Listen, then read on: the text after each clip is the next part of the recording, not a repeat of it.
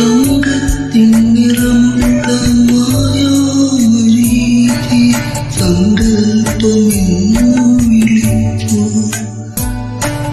തങ്കത്തിൻ നിറമുള്ള മായാമരീചി സങ്കൽപ്പമെന്നു വിളിച്ചു.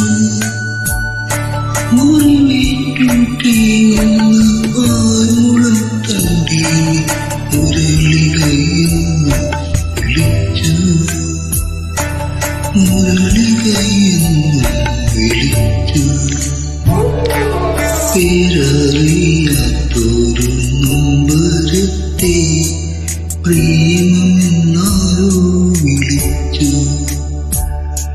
മണ്ണിൽ വീണുടയുന്ന തേൻകുട